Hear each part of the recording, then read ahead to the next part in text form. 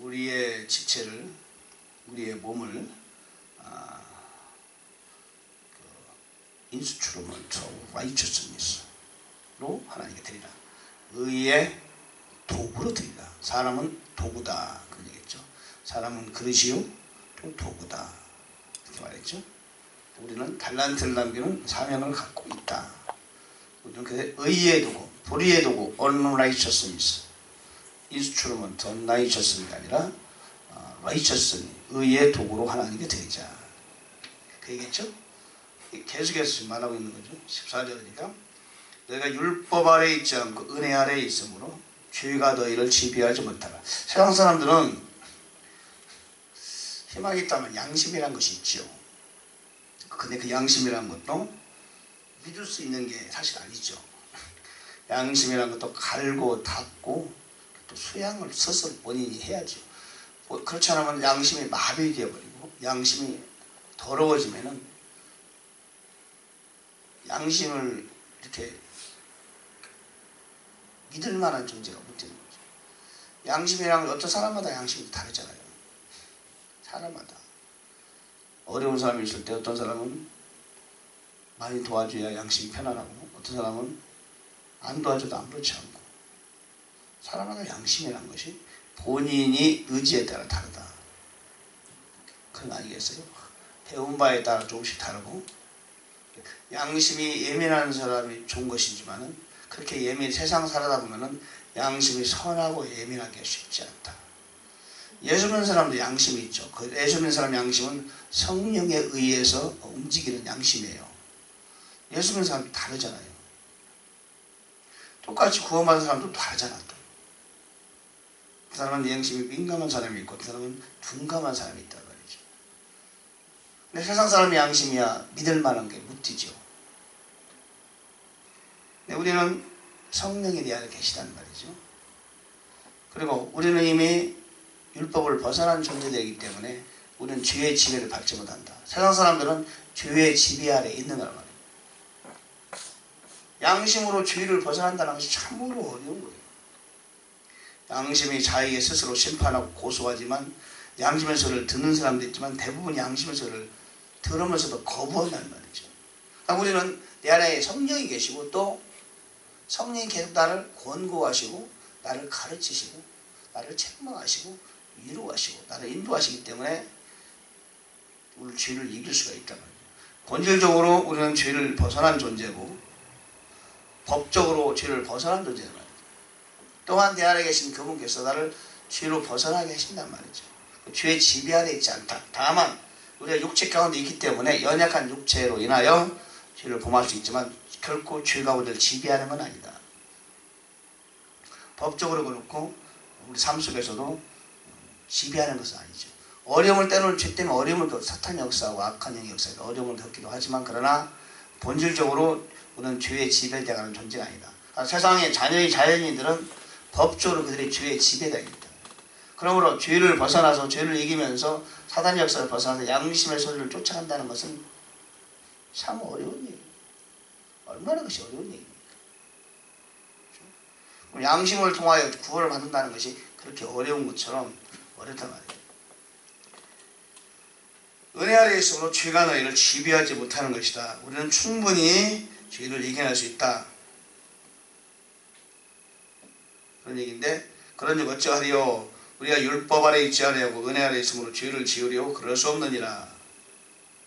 죄와는 상관없는 우리 존재라는 말이에요. 우리가 설령 죄를 진다 하더라도 그것이 우리 정체성을 완전히 망가뜨리진 않는다 그 말이에요.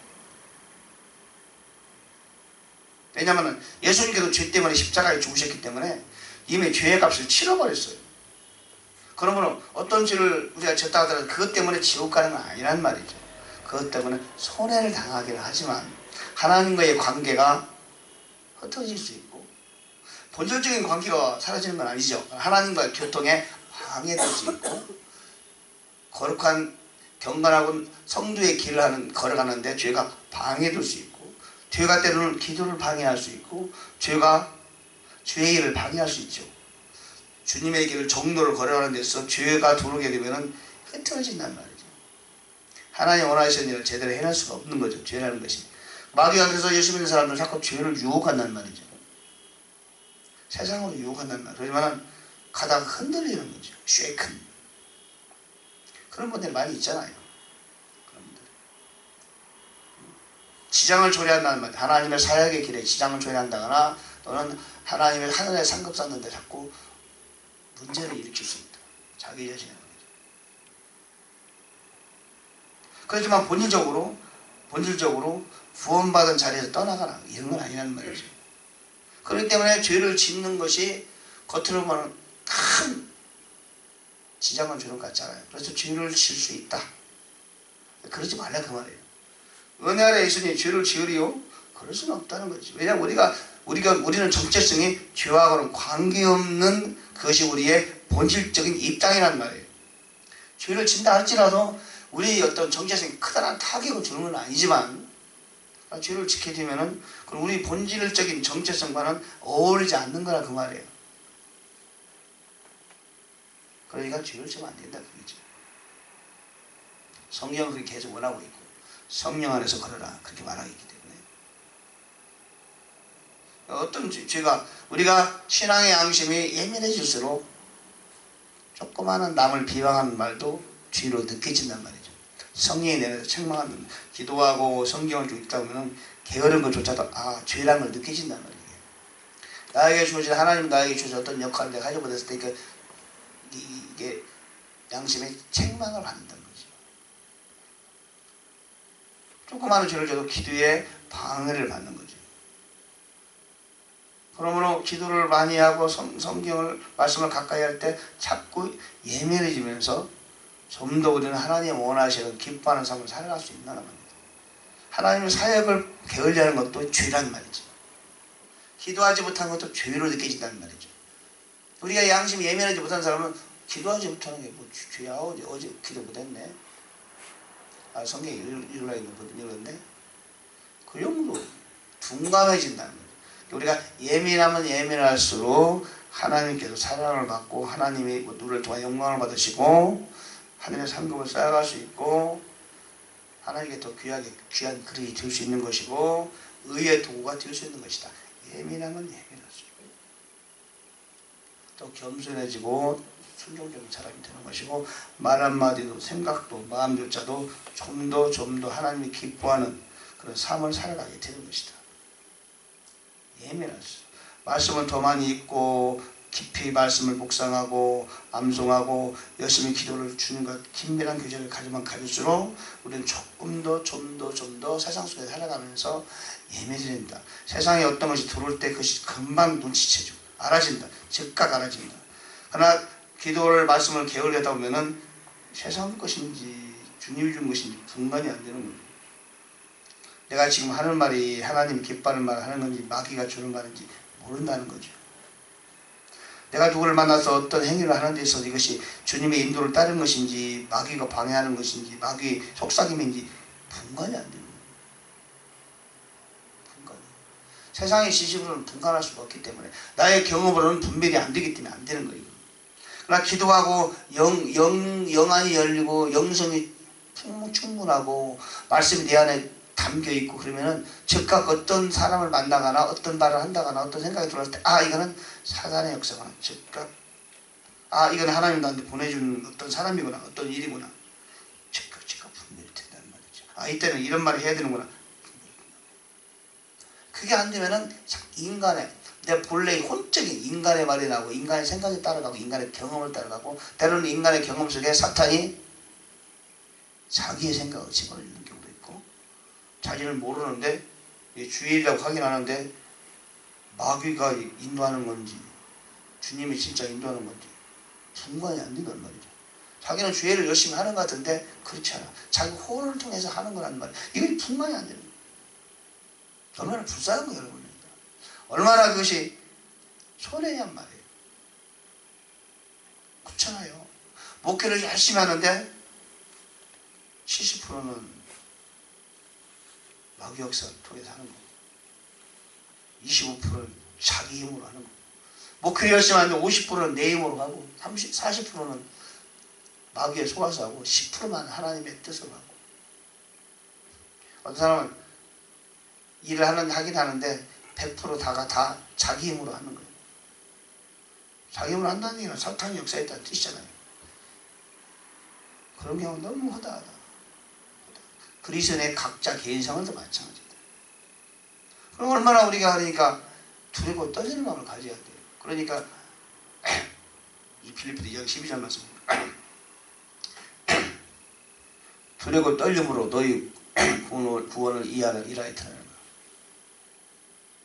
Work out your own salvation with fear and trembling. 두렵고 떨리는 마음으로 너희가 받은 구원을 일하에 드러내라.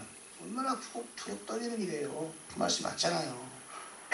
우리 하루를 살아가고 누구에게 어떤 말 할 때 참으로 두렵고 떨리는, 이것이 내 개인적인 혼내에서 나온 말이야? 아니면 솔직히 마귀에 속는 거 아닐까? 마귀의 역사한 거 아닐까? 아니면 진짜 성령의 인도를 따라서 한 거 아닐까? 두렵고 떨린다는 말이에요. 어떤 일을 할 때마다 작은 거 할 때도 주님이 내주시오 주의 뜻입니까? 기도하는 마음이 생기는 말이에요. 왜? 두렵고 떨리니까.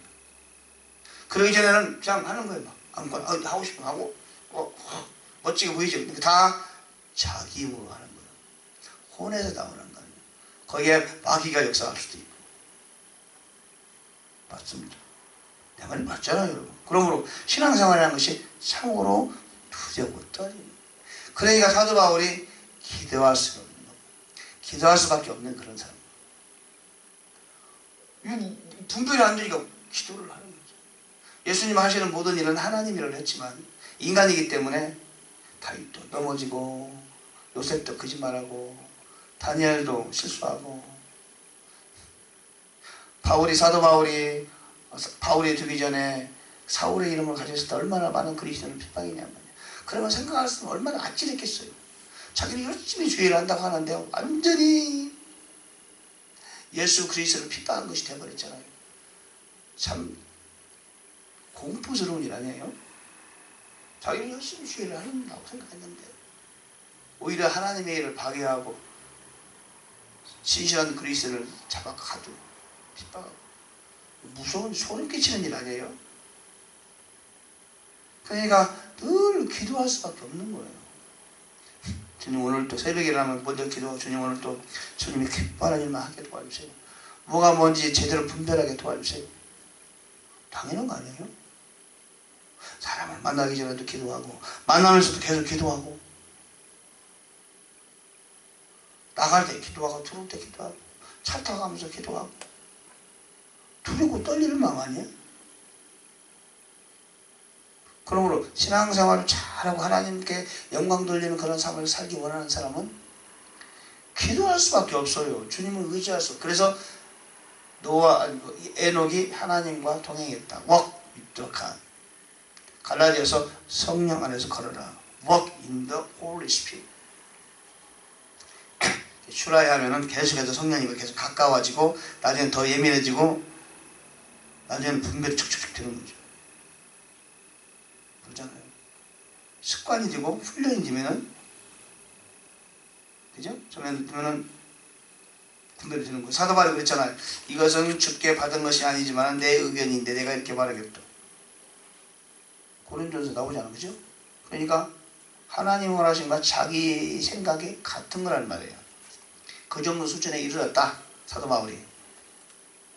기도하며 하나님 말씀에 심취하며 주의 뜻을 추구하며 살다 보니까 하나님의 뜻이나 자기 뜻이나 거의 일치가 되어 있었다. 하나님이 원하시는 것이 내가 원하는 것이 되고 내 생각이 하나님 생각과 일치가 되는 순간까지 갔다. 100%는 아니겠으나 그 말씀이 성경이 됐잖아요. 이것은 주께 받은 것은 아니지만 내 생각이 그러한데 당신 딸이 결혼 안 하려고 하면 놔둬라. 구태에 시집 보내라고 하지 말라. 그러나 시집 가려고 하면 그것도 시집 보내라. 그걸로 인하여 어려움을 겪을 필요 없다. 내 생각이지만 그것이 성경이 됐으니까 그게 누구 생각이요? 하나님 생각이잖아요. 그렇게 되면 참 좋겠죠. 우리는 그거예요. 이해하시죠? 무슨 말씀인지? 너희 자신을 누구에게 종으로 내줘 순종하게 하면 너희가 순종하는 그 사람이 종이 되는 줄을 너희가 알지 못하느냐? 죄의 종으로 사망에 이르고 순종의 종으로 의에 이르느니라. 여기서 말하는 사망에 이른다는 것은 지옥 간다는 뜻이 아니에요. 예수를 믿은 다음에 죄를 졌다고 그 사람이 지옥 가는 건 아니에요. 그 사람에게 사망을 경험하게 돼요. 계속 사망을 경험하게 돼요. 우리는 생명을 경험해야 되잖아요. 그리스도는 생명이니까. 성령님은 생명이고 우리는 생명을 얻었기 때문에 생명을 경험해요. 생명은 살아가는 거예요. 생명은 번창하는 거고 생명은 확장하는 거고 생명은 지혜를 얻는 것이죠. 죄를 계속 짓게 되면 삶 속에서 사망이 계속 임하는 거죠. 그러나 하나님께 감사드려. 너희가 예전에는 죄의 종이었으나 이제는 전달된 교리의 그 틀을 마음으로부터 순종하고 너희가 전에는 본래 죄의 종이 너희에게 전하여 준 바 교훈에 본 교리의 틀을 마음으로부터 순종하고 교리가 얼마나 중요해요. 교리. 그때 권사님한테 교리 얘기했던 교리를 가르쳤더니 한 번도 안 들어보고 이상한 교리였다. 우리 이단으로 생각했어요. 틀림없이. 아담이 선악과 땅을 먹을 때 우리도 그 안에 있었기 때문에 선택의 없이 우리는 죄인이 되었고 예수 그리스도를 십자가에 오실 때 우리는 믿음으로 예수 그리스도를 영접했기 때문에 우리는 예수 그리스도 십자가에 우리 같이 들어가 있었다. 몸에. 그러므로 그분이 십자가에 죽으실 때 같이 죽고 죽을 때 같이 죽었고 장사 같이 장사 부활도 같이 부활. 그게 바로 침례는 그걸 의미하는 것이다. 반드시 침례를 받아야 되는 것이다. 교리거든. 교리잖아요. 이것이. 하나님의 성경 말씀을 그 말 안 되어 있지. 우리가 죽을 때 아담을 그렇지만 성경 읽어보면은 그렇게 표현이 되는 거란 말이죠. 성경은 감춰져 있는 거예요. 이렇게. 하나님의 말씀은 감춰져 있다. 보통 사람이 읽으면은 읽는 것은 알지. 그러나 그 안에 감춰진 교리를 잘 모른단 말이에요. 근데 영안 열린 사람은 그 안에 감춰진 것들을 끄집어내가지고 설명할 수 있는 것이다. 그러면 듣기는 들어도 못 듣고 보기는 보아도 보지 못한다. 하나님의 말씀은 감춰져 있다. 예수님의 비유만이 그런 것이 아니라 하나님의 모든 말씀은 읽기는 읽어도 해석은 하긴 하는데 진짜 해석은 하지 못한다. 내 것으로 지식으로 만들기는 만들지만 아는 지식은 되지만 그것이 진짜 자기 지식이 되지 못한다. 감춰진 거다. 그래서 하나님이 영에 열어줄수록 지식의 은사를 주머줄수록 감춰진 보화를 끄집어내서 알기 쉽게 설명해 줄 수 있는 것이다. 나의 것이 되었을 때 그게 교리예요. 성경에 있는 그대로 이건 이거고 저건 저거 그거 누구나 하지요. 그러나 성경이라는 것이 감춰 있다는 말이에요. 교리가 이렇게 말씀으로 이렇게 감춰져 있어. 저 안에. 그래서 하나님의 지혜를 주시고 진리의 눈이 열린 사람은 끄집어내서 설명해 주는 거예요. 이렇게 끄집어서. 이해가 무슨 얘기지? 그걸 설명한 거예요. 내가. 그런데 보통 목사들한테 20년, 30년, 50년 동안 신앙생활하면서 한 번도 안 들어본 얘기를 자기는. 나도 안 들어봤어요. 나도 그런 새끼 다른 목사님이 안 들어봤어. 근데 맞잖아요. 이게 쉽게 알기 쉽게 설명한 거잖아. 그걸 못 받고 교리야. 얼마나 교리가 중요한 거야. 침례는 막 사람들 많이 받고 받는 거 많이 받고 침례라는 것이 그런 거면서 그렇게 얼마나 은혜롭고 그죠? 교리라. 교리의 틀에 교훈이 아니야. 이건 교리 딱 틀에 순종했다. 이로써 죄로부터 해방되어 의의 종이 되었느니라. 의의 종이. 우리는 죄의 종이 아니고 의의 종이 이미 되었다. 그런 말이 이미 되었다. 그런 얘기죠. 우리 잘못다는 것은 실수하는 거죠. mistake. 너희가 육신이 연약하고 내가 사람의 관례대로 말하니 전에 너희가 너희 지체를 부정과 불법에게 종으로 내줘. 불법에 이런 것이 이제는 너희 지체를 의에게 종으로 내줘. 거룩함에 이르라. 예전에는 불법의 사람들이 지금 거룩함에 이르러 가는 것이다. 우리의 추구하는 목표라는 말을 지난번에 얘기했죠. 거룩함에 이르는 것이다. 매일매일 거룩을 추구하는 것이다. 이것이 과연 거룩한 일이냐 아니냐. 나는 사실 겸이가 파머스 마켓에서 기타를 친다는 것이 나는 사실 고민되는 거예요. 내가 기도하고 있어요. 과연 이것이 하나님이 기뻐하는 일인가? 아닌가? 이 거룩함에 이르는 길인가? 아닌가를 사실은 약간 고민돼요. 너희는 그냥 할지 몰라도 나는 그것도 기도하고 있는 거예요. 주님이 원하는 길인 길인가? 이것이 괜찮아? 기도해야 되거든요. 그죠? 그래 안 그래요? 기도해봐야 되는 거예요. 근데 주님이 도와주시면 하고 안 하면 경험상 하자. 우리는 이런 게 아닌 거예요. 기타를 성실히 주신 것도 주님이시기 때문에 이거를 파머스 마켓 기타 쪽으로 1불짜리를 얻는 경험도 하는 게 좋은가? 아닌가? 기도해 볼 필요가 있는 거예요. 그렇죠? 그럼 뭐 기도해야지. 기도하기를 나는 원해요. 좋다 이득이 있다 없다 이런 문제가 아니에요. 우리는 주님께 영광이 되는 것이냐 궁극적으로 아닌 것이냐 또는 주님이 허락한 것이냐 주님이 허락지 않는 것이냐 이것이 우리의 관건이다. 우리 하는 모든 일들의 기준이 되는 것이다. 너희가 죄의 종일 때는 의로부터 자유로웠다. 죄의 종일 때는 의를 행하든지 말든지 상관없죠. 그러나 죄의 종일 때는 그럴 때는 열매가 없는 거죠. 죄의 종일 때는 의를 안 해도 되고 해도 되고 관계없죠. 열매가 없다. 그러나 이제는 죄로부터 해고 하나님께 의의 종이 되었다 때문에 거룩함에 이르는 너희 열매를 얻었다는 것 이미. 이제는 너희가 죄로부터 해방되고 하나님께 종이 되어 거룩함에 이르는 너희 열매를 얻었으니 그것은 영존하는 생명이니라. 우리의 마지막 것은 영생이죠. 우리가 의로 종으로 살아가다 보면 이제 하나님께 영광이 되고 하는 나라가 상급이 쌓이게 되는 것이 이 땅에서 하나님께 귀하게 쓰임받는 사람들이 되는 것이다. 영생이다. 23절 마지막 주의 역사는 사망이다. 하나님의 은혜는 선물은 예수 그리스도 우리 주를 통해 있는 영원한 생명이다. 사망과 생명으로 갈라지는 거예요. 그리스도인도 살아가면서 사망을 경험하게 되는 것이죠. 의의 종으로 살아가면 영생을 이 땅에서 생명을 경험해 영원한 영생으로 연결되는 삶이다. 우리가 죄를 짓게 되고 하나님의 기뻐하지 않는 삶을 살게 되면 우리는 자꾸 사망으로 가는 거, 사망을 경험하게 되죠. 우리가 살아가는 시간과 우리 살아가는 인생이 사망으로 가는 거예요. 아무런 소득이 없는 거죠. 목숨을 이어서 살기는 살지만 사망의 라이프를 살아가는 거예요. 사망의 라이프. 생명을 가진 사람이 생명의 라이프를 이어가야 되잖아요. 근데 사망의 라이프가 내 안에 있는 거예요. 내 길에. 어떻게 했어요? 하루를 살아가는데 하루 종일 나는 새로운 생명을 가지고 영생을 위해 가야 되는데 쌓아가야 되는데 사망의 삶을 살아가. 어떻게 했어요? 안 된다니. 1년 365일이 영생의 삶이 아니고 사망의 라이프를 만들어 연출해가는 사람이 있잖아요. 그런 히스토리를 만들어가는 거예요. 헛된 삶. 그러니까 이런 말씀이 구약에 우리의 날을 계수할 수 있는 지혜를 주옵소서.